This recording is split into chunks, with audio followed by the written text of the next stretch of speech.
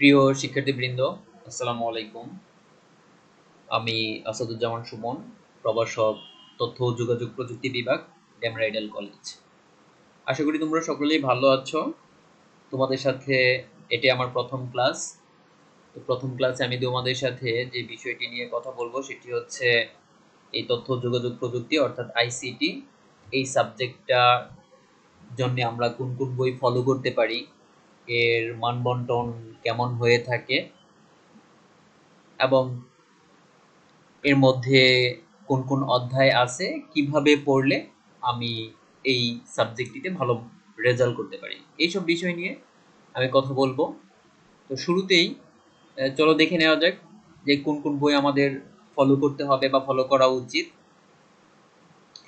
তো এবারই প্রথম তথ্য যোগাযোগ প্রযুক্তি বিষয়ের বোর্ড নির্ধারিত বই বের করা হয়েছে, যেটা অন্যান্যবার ছিল না, এবারই প্রথম। অর্থাৎ সেই বোর্ড নির্ধারিত বইটি তোমাদের অবশ্যই কিনতে হবে বা কিনবা। পাশাপাশি আরও যে কোনো একটা বই সহায়ক হিসেবে রাখতে পারো, সেটা হচ্ছে প্রকৌশলী মুজিবুর রহমান স্যারের বই অথবা মাহবুবুর রহমান স্যারের বই, এই দুইটার যে কোনো একটা বই তোমাদের সাথে রাখতে পারো। মানবন্টন সাধারণত অন্যান্য সাবজেক্টের যেরকম প্রথম পত্র বা দ্বিতীয় পত্র থাকে, আইসিটিতে প্রথম পত্র বা দ্বিতীয় পত্র বলতে কিছু নেই, একটাই পত্র। 100 মার্কের পরীক্ষা এখানে হয়ে থাকে, যেখানে তত্ত্বীয় 75 এবং ব্যবহারিক 25। তত্ত্বীয় 75-এর মধ্যে নৈবিত্তিক অর্থাৎ বহু নির্বাচনী প্রশ্ন যেটাকে বলা হয় নৈবিত্তিক আছে, যেখানে 25টা প্রশ্ন দেওয়া হয়। 25টি প্রশ্ন থাকবে, প্রত্যেকটা প্রশ্নের মান 25 মিনিট সময় দেওয়া থাকে, নির্ধারিত সময়। সৃজনশীল প্রশ্ন 8টি প্রশ্ন থেকে 5টি প্রশ্নের উত্তর করতে হয়, যেখানে প্রতিটি প্রশ্নের মান হচ্ছে 10। এখানে সময় বরাদ্দ থাকে হচ্ছে 2 ঘন্টা 35 মিনিট, আর বাকি 25 হচ্ছে ব্যবহারিক। এই হচ্ছে 100 মার্ক। এই 100 মার্কের পরীক্ষা সাধারণত হয়ে থাকে। এবার আমরা আরেকটু বিষয় দেখে নিতে পারি, সেটা হচ্ছে যে আলটিমেটলি আমাদের টার্গেট হচ্ছে ভালো রেজাল্ট করা। সব সাবজেক্টেরই গুরুত্ব অনেক, গুরুত্ব সহকারে পড়া। তো সেই ক্ষেত্রে আইসিটি হচ্ছে একটা কমন সাবজেক্ট। এই সাবজেক্টটাতে মার্ক ক্যারি করা বা ভালো রেজাল্ট করা খুবই সহজ। একটু স্ট্র্যাটেজিক ওয়েতে যদি আমরা পড়ি, তাহলে দেখা যাচ্ছে যে অতি অল্প পরিশ্রমে আমরা এই সাবজেক্টে ভালো একটা রেজাল্ট করতে পারি। আর এটা কমন সাবজেক্ট হওয়াতে এই সাবজেক্টের রেজাল্ট সামগ্রিক রেজাল্টকে ত্বরান্বিত করবে, অর্থাৎ সামগ্রিক রেজাল্টটাকে খুব ভালো একটা অবস্থানে নিয়ে যাবে। তো সেই ক্ষেত্রে আমরা যদি পুরো বইটা একটু বিশ্লেষণ করি, তাহলে আমাদের পড়তে সুবিধা হবে যে কোন অধ্যায় আমি কিভাবে পড়বো, কোন অধ্যায় থেকে কেমন কোশ্চেন হয়, অর্থাৎ কতটা কোশ্চেন হয়, কোন অধ্যায়ে কি পরিমাণ সময় দিব বা গুরুত্ব কেমন দিব, ইত্যাদি বিষয়ে একটা প্রাথমিক ধারণা পাওয়া যায়। তো সেই ক্ষেত্রে আমি তোমাদের সাথে যে বিষয়টি নিয়ে আলোচনা করব সেটা হচ্ছে এই পুরো বইটাতে অর্থাৎ আইসিটি বইয়ে 6টি অধ্যায় আছে। সর্বসাকল্যে অধ্যায় হচ্ছে 6টি। 6টি অধ্যায় থেকে বোর্ড ফাইনালে 8টি সৃজনশীল প্রশ্ন করা হবে। এখানে যেই কাঠামোটা বলতেছি এটা অবশ্যই বোর্ড ফাইনালের জন্য। প্রথম অধ্যায়ে প্রথম অধ্যায় হচ্ছে তথ্য ও যোগাযোগ প্রযুক্তি, বিশ্ব ও বাংলাদেশ প্রেক্ষিত। এই অধ্যায় পুরোটাই হচ্ছে থিওরিটিক্যাল, অর্থাৎ থিওরিমূলক। তোমরা যারা বই অলরেডি কিনে ফেলেছো তারা অধ্যায়টা দেখলে দেখতে পাবে পুরো অধ্যায়টাই হচ্ছে থিওরি। এই অধ্যায় থেকে সাধারণত একটি প্রশ্ন বোর্ড পরীক্ষায় আসে। সেকেন্ড চ্যাপ্টার হচ্ছে কমিউনিকেশন সিস্টেম ও নেটওয়ার্কিং, যে কিভাবে মূলত আহ, একটা ডিভাইস একটা কম্পিউটার আরেকটা কম্পিউটারের সাথে কমিউনিকেট করে বা নেটওয়ার্ক কিভাবে তৈরি করা হয়, এই নিয়ে বেশ কিছু আলোচনা এখানে আছে, প্রাথমিক আলোচনা।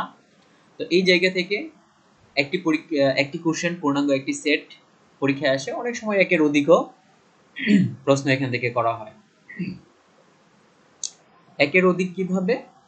একের অধিক হচ্ছে দেখা যাচ্ছে যে কখনো সৃজনশীল কোশ্চেনটা অন্য একটা চ্যাপ্টার থেকে দেওয়া, বাট সৃজনশীল কোশ্চেনের ক এবং খ এই দ্বিতীয় চ্যাপ্টার থেকে অর্থাৎ দ্বিতীয় অধ্যায় থেকে দিয়ে থাকে। তো সেক্ষেত্রে একের অধিক অনেক সময়ই হয়। তৃতীয় অধ্যায়টা হচ্ছে সংখ্যা পদ্ধতি ও ডিজিটাল ডিভাইস। এই অধ্যায় থেকে সাধারণত দুটি প্রশ্ন বোর্ড পরীক্ষায় আসে, একটা হচ্ছে সংখ্যা পদ্ধতি থেকে, আরেকটা হচ্ছে ডিজিটাল ডিভাইস থেকে। সংখ্যা পদ্ধতি অর্থাৎ বিভিন্ন সংখ্যা পদ্ধতির ইতিহাস, কিভাবে একটা সংখ্যা পদ্ধতি থেকে আরেকটা সংখ্যা পদ্ধতিতে কনভার্ট করা যায়, কোডিং গুলো কিভাবে তৈরি হয়, ডিজিটাল ডিভাইস বলতে ডিজিটাল ইলেকট্রনিক্স ডিভাইস গুলো কিভাবে তৈরি করা হয় সেই সম্পর্কে জাস্ট অল্প আলোচনা এই অধ্যায়ের মধ্যে আছে। এরপরে আসো চতুর্থ অধ্যায়, যে অধ্যায়টা হচ্ছে ওয়েব ডিজাইন পরিচিতি ও এইচটিএমএল, কিভাবে একটা ওয়েবসাইট ডিজাইন করা হয়, একটা ওয়েবসাইটের মধ্যে কি কি কন্টেন্ট থাকতে পারে, এবং ডিজাইন করার যে ল্যাঙ্গুয়েজটা, যে ল্যাঙ্গুয়েজটা ব্যবহার করা হয় মূলত এইচটিএমএল। এই এইচটিএমএল নিয়ে প্রাথমিক এখানে কিছু আলোচনা আছে। এই জায়গা থেকে সাধারণত বোর্ড পরীক্ষায় একটা প্রশ্ন আসে। এরপরে চলে আসো পঞ্চম অধ্যায়। পঞ্চম অধ্যায় হচ্ছে প্রোগ্রামিং ভাষা, অর্থাৎ আমরা যে সফটওয়্যার তৈরি করি বা প্রোগ্রাম তৈরি করি, এই প্রোগ্রাম তৈরি করার জন্য আমাদের প্রোগ্রামিং ভাষার প্রয়োজন হয়। বিভিন্ন ধরনের ভাষা কথা এখানে বলা আছে, এবং শুধুমাত্র একটা ভাষা অর্থাৎ সি ল্যাঙ্গুয়েজ নিয়ে এখানে খানিকটা আলোচনা করা আছে। এবং এছাড়া এই অধ্যায়ে আছে হচ্ছে অ্যালগরিদম এবং ফ্লোচার্ট। এই যে তিনটা part, algorithm, flowchart, C program, এই তিনটা পার্ট থেকে বোর্ড ফাইনালে 2 সেট কোশ্চেন আসবে। আর ষষ্ঠ অধ্যায় ডেটাবেস ম্যানেজমেন্ট সিস্টেম।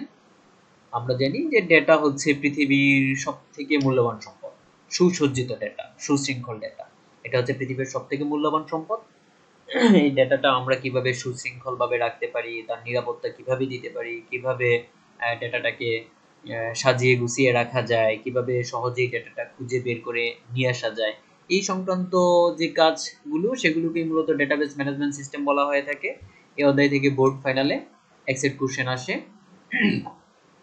এই ছিল হচ্ছে আমাদের বইয়ের অ্যানালাইসিস, যে কিভাবে কোন অধ্যায় থেকে কতটুকু কোশ্চেন আসবে, এবং আমরা এই অনুযায়ী এবার নিজেরাই বুঝতে পারবো যে কোন অধ্যায়ের গুরুত্ব কেমন দেওয়া উচিত।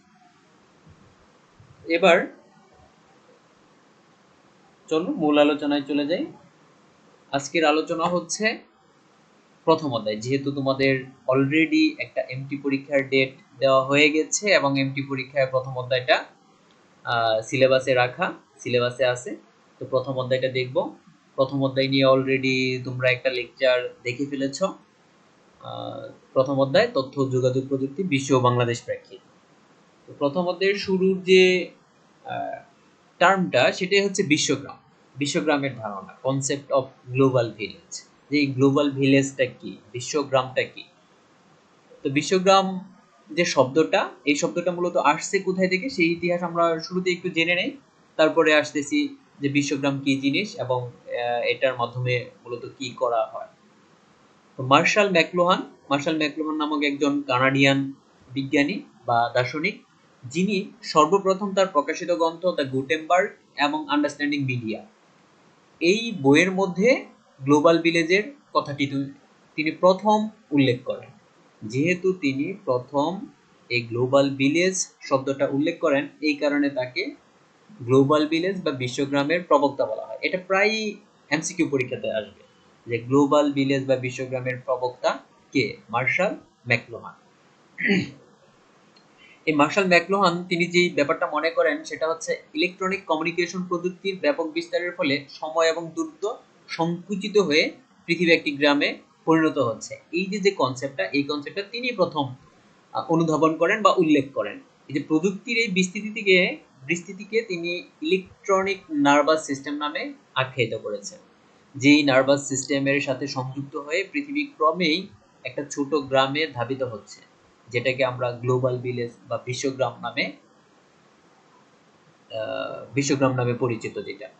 আর এই যে বিশ্বগ্রাম বা গ্লোবালাইজেশন, তথ্য যোগাযোগ প্রযুক্তি, তথ্য প্রযুক্তি, এই জিনিসগুলো নিয়ে আসলে বেশি কিছু বলার নেই। তোমরা এই যুগের ছেলে পেলে বা এই যুগের তোমরা তোমরা সবই বিষয়টা আমাদের থেকেও দেখা যাচ্ছে যে অনেকে ভালো বুঝো, যে কোনটা থেকে কি হচ্ছে বা কি করা যাচ্ছে, তথ্য প্রযুক্তি কিভাবে কাজে লাগতেছে, তথ্য প্রযুক্তি ব্যবহার করে আমরা কিভাবে আহ, দূরের কারোর সাথে কথা বলতেছি। অর্থাৎ আজকে আমার পাশের বাসায় যিনি অবস্থান করতেছেন তার দূরত্ব আমার কাছে যা মনে হচ্ছে, আজকে যিনি আমেরিকা বা ইউএসএ তে অবস্থান করতেছেন তাকেও আমার ঠিক একই দূরত্বের মানুষ মনে হচ্ছে। চাইলেই আমি মুহূর্তের মাধ্যমে তার সাথেও কথা বলতেছি। অর্থাৎ এখানে ডিস্টেন্স, ডিস্টেন্সটা নাথিং হয়ে গেছে, অর্থাৎ ডিস্টেন্স কোনো কিছু না। মনে হচ্ছে আমরা সবাই একই গ্রামে বা একই ঘরে বসবাস করতেছি। এই যে কনসেপ্টটা, এই কনসেপ্টটাই হচ্ছে মূলত বিশ্বগ্রাম। তো এই বিশ্বগ্রাম, তাহলে এই বিশ্বগ্রাম বা গ্লোবাল ভিলেজ এর সংজ্ঞাটা কি হতে পারে বা সংজ্ঞাটা আমরা কিভাবে দিতে পারি?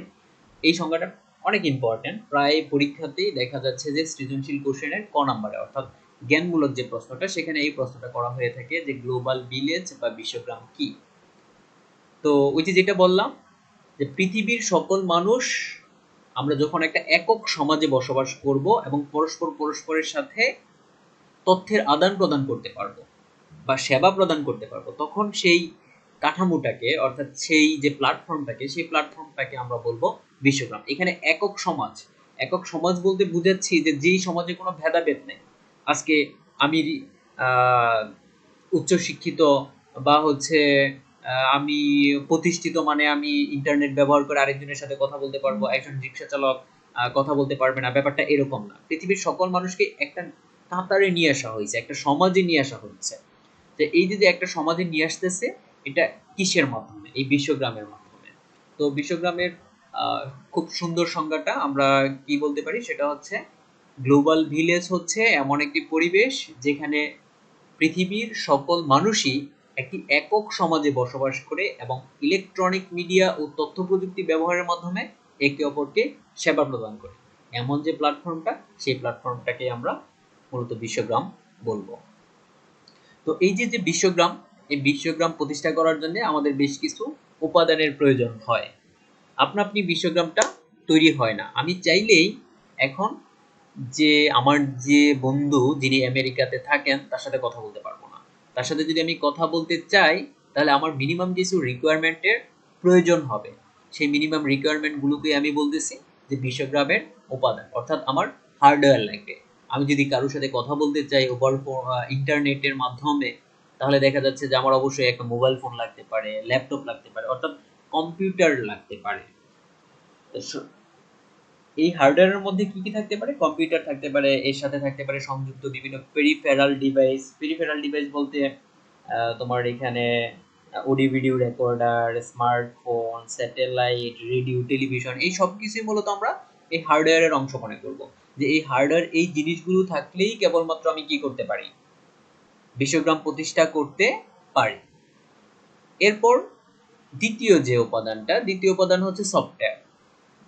সফটওয়্যারকে বলা হয় মূলত কোনো একটা কম্পিউটার বা কোনো একটা ডিভাইসের প্রাণ, যেটা মূলত প্রাণ দিয়ে থাকে।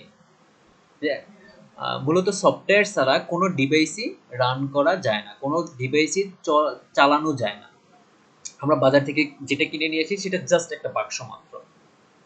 যখনই সেটার মধ্যে সফটওয়্যার দেওয়া হয়, তখনই কেবলমাত্র এটা এর কার্যকারিতা দেখিয়ে থাকে। অর্থাৎ সফটওয়্যারটা আমাদের খুবই ইম্পর্টেন্ট একটা জিনিস এই গ্লোবাল ভিলেজ প্রতিষ্ঠার ক্ষেত্রে।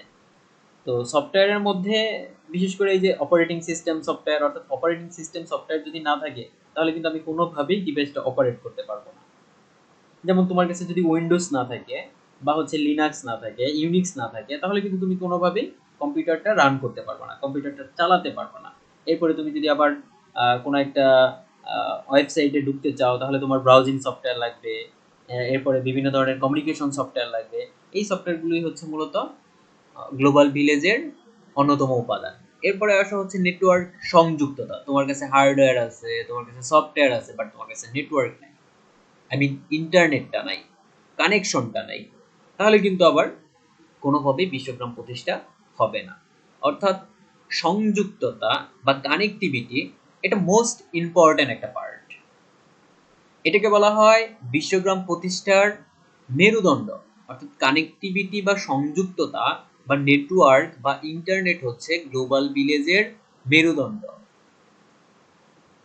এই কারণেই মেরুদণ্ড বলা হয়, কারণ ইন্টারনেট ছাড়া, সংযুক্ততা ছাড়া আমরা কোনোভাবে একজন আরেকজনের সাথে যুক্ত হতে পারি না। এই কারণেই এই সংযুক্ততা বা কানেক্টিভিটিটাকে মেরুদণ্ড বলা হয়। এরপরে আসি হচ্ছে ডেটার কথা।